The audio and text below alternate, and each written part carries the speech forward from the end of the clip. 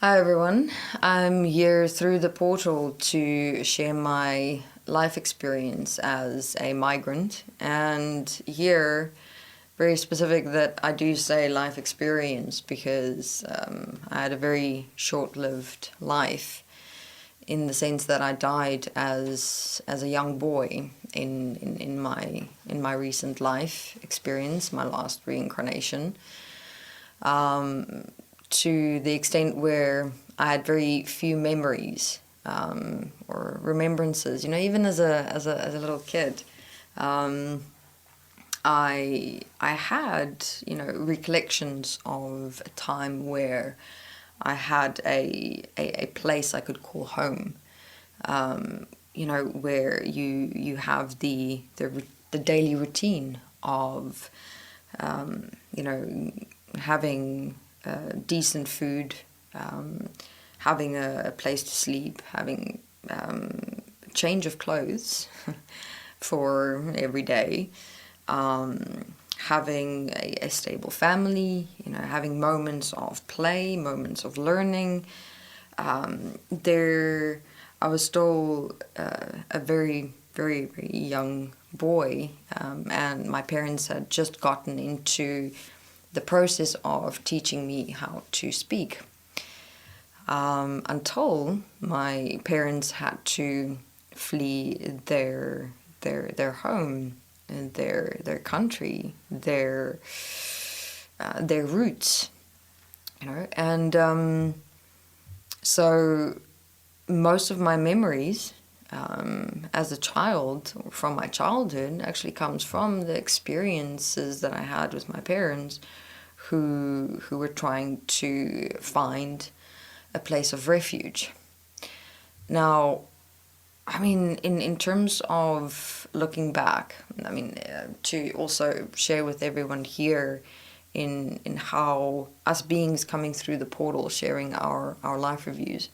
After you die, you walk a life review, where you go through your life experience, all the memories, all the moments.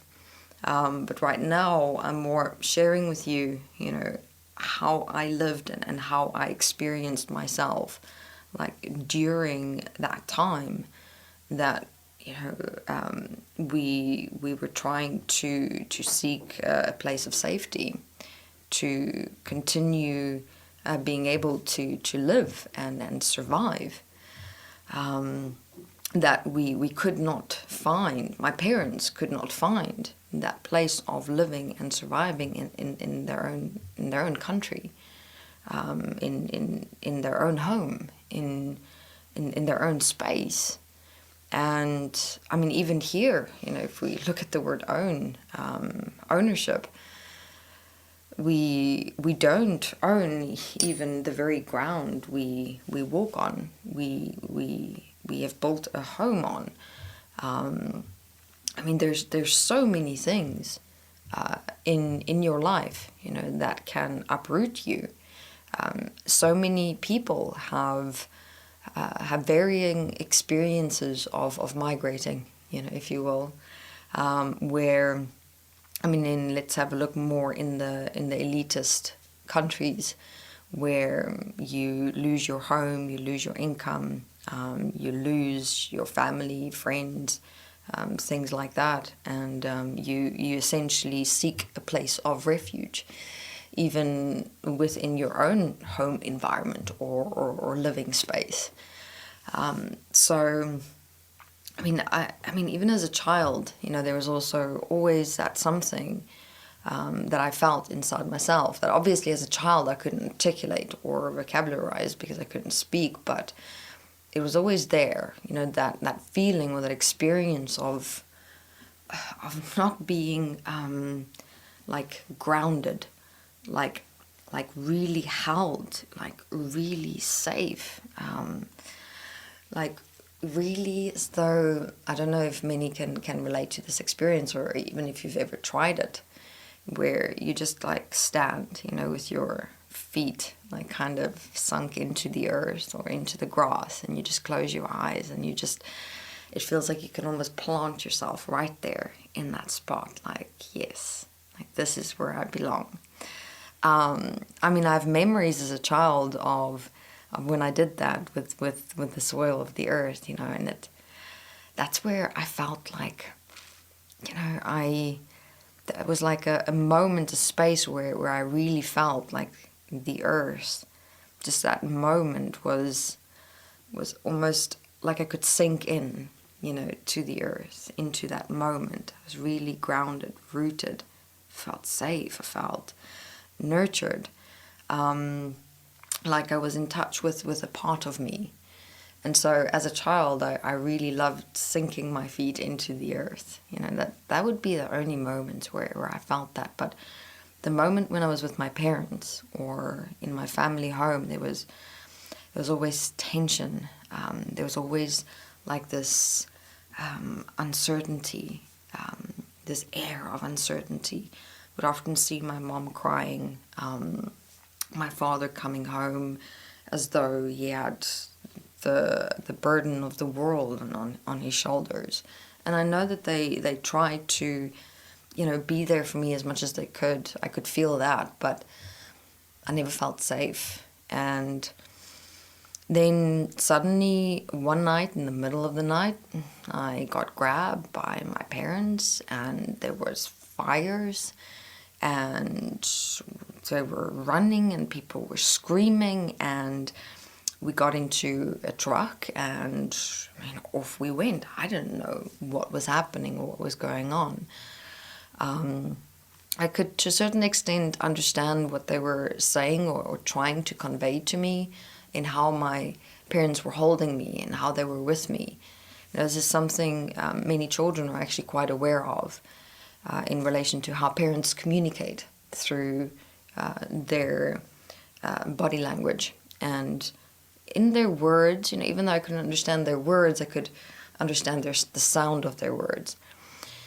And it seemed like almost forever, you know, that we were traveling, and sometimes it felt like days went by that we didn't eat. There was also, you know, memories of moments where there were fights, my parents being thrown out of the trucks. We were on rivers and boats, and we hadn't bathed. The clothes that I was wearing had been torn. Then we went in one direction, and then we also came back to another direction or place, and we were traveling and moving around for many months, never settling. And there were some time frames within that where my parents found a place, you know, where we could kind of settle in and sleep and get some proper food. But then before we knew it, we were moving around again. And I mean, for me as a child, how I responded or reacted to that, I didn't know what to do with it. My parents were different every day. I was being exposed and seeing things happening to them and the people around me. Some were also fleeing one area where they were being hunted down and shot and killed. We were constantly what felt like it was on the run. And I mean, I didn't understand what my parents were trying to do during that time, but they're trying to find refuge in a different country, a different area, a different place, for quite some time, until eventually I got sick. And then, you know, because of where they were, where all of us were, we were sometimes moving in groups of people. They couldn't find support for me, for my body, and I just got more sick and more sick. And within the groups that we were moving, no one knew what was wrong with me. I had fever and I couldn't eat, sweating, coughing, and so I died. And I mean, many people would obviously ask, but, why would a child be coming into this world for such a short-lived life experience? Um, and many people don't even ask that.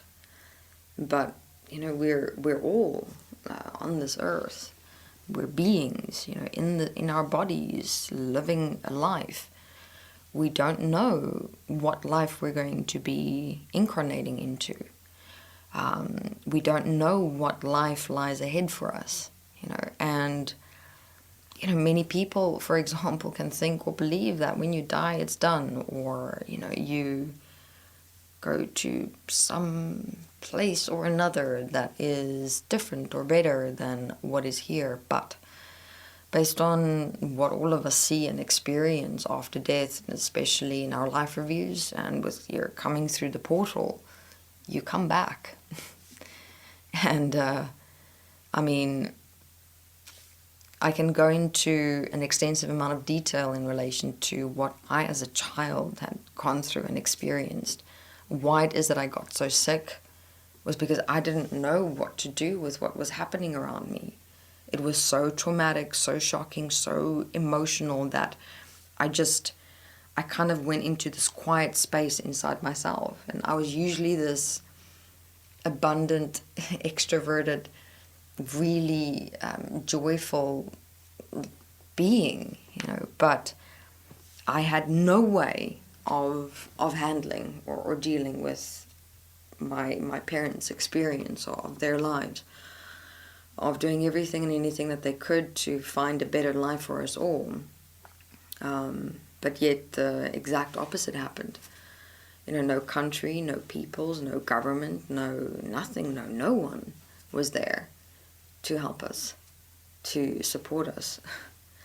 And this type of experience we're finding on a bigger scale and on a smaller scale, because this entire system, this world system, is showing one thing, that it doesn't have the good of the people at heart. You have so many people whose lives are being ruined because of the nature and the way that this whole world system and money system is set up. Where people have very short-lived lives simply because of what has been left behind here by the generations that have gone before us. So, look, in terms of how the system exists now, how countries are set up, what our relationship is to this earth, to each other, to humanity as a whole, I do plead to all of you who have a safe home, to have something that you can call a home, no matter how big or small, but you have a stable place.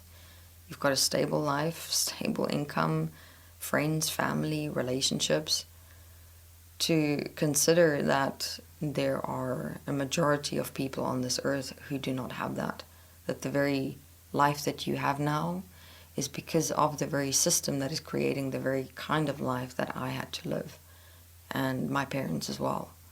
So maybe for a moment to step outside your comfort zones and just have a look at finding some way within yourself to find a way to change this world, to change the way we provide a living experience and survival for all of humanity, for everyone equally. Because, you might not know what life you might be incarnating to in the next. Do you have to first live through this life and have a good life, and then maybe reincarnate into a really bad life, and then, be like me coming through the portal, just trying to plead to people to, look, please change. Please do something to find a way where we can change how life on earth is lived. Or you can just do it with awareness, by just for a moment realizing or reminding yourself in some way every day that the life you have now, the very system that's creating it, is creating the majority of the mess that we're facing on earth today. And, just to also get out of that apathy that can also exist when you have money, when you have a good life, of thinking that, oh, everything's good, I don't have to do anything, when every second there are children, people dying just trying to live and to survive. So please, you're here, you're breathing, you're living, do something with the time that you have that can be contributory in a way where you leave something behind, this life that you can be proud of. You can show, look, I've put in the time, the effort, the discipline to find a way to change this world, this system, not only for me, but for everyone else, and maybe even my own future. All right. Thank you very much.